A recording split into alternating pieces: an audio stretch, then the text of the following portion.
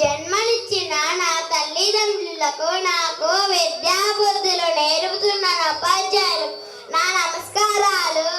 నా పేరు రేవూరు పెంచల యువతేజస్విని. నేను 4వ తరగతి చదువుతున్నాను.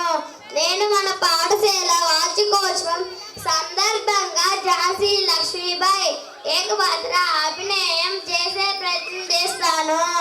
నేను ఝాన్సీ లక్ష్మీబాయిని. ఒక రాణిని మాత్రమే కాదు, స్వేచ్ఛ కోసం పోరాడిన భారతీయ మహిళను. నేను మణికర్ణికగా పుట్టాను.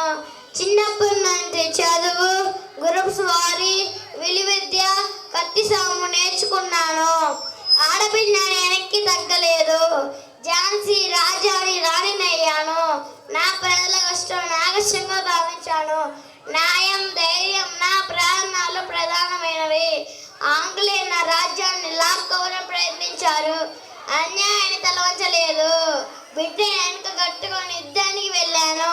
ప్రాణం పోయిన స్వాభిమానం వదలలేదు. నా పోరాటం భారతదేశాన్ని పేరునయ్యింది. నేను మీకు ఇచ్చే సందేశం ఒకటే: ఆత్మవిశ్వాసంతో నిజాయితీకి చదువుకోవడం, న్యాయాన్ని నిలబడడం, త్యాగం, దేశభక్తి అలవర్చుకోండి. ఆడ మగ అందరూ సమానమే. దేశాన్ని ప్రేమించండి. మంచి పౌరుగా మెదగండి. నేను పైన నా విలువలు బతుకుతాయి. మీ మనసులలో దేశభక్తి వెలిగితే అదే నాకు నిజమైన గర్వం. వందే మాత్రం, వందే మాత్రం, వందే మాత్రం. థ్యాంక్ యూ అమ్మా. Thank you Tejaswini. చిన్నారి 2 నిమిషాల పాటు ఝాన్సీ లక్ష్మీబాయి గారి ఏకపాత్ర అభినయం చేస్తూ చివరిలో ఇచ్చిన మెసేజ్ మాత్రం మర్చిపోవద్దు: దేశాన్ని ప్రేమించిన వాడు దేశద్రోహి. ధన్యవాదాలు తల్లి. సూపర్. తదుపరి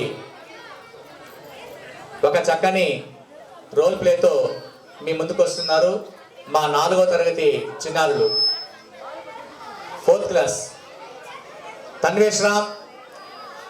4th క్లాస్ రెడీ కాలేదా? తన్వేష్ రామ్, గౌతమ్, సింధుజ,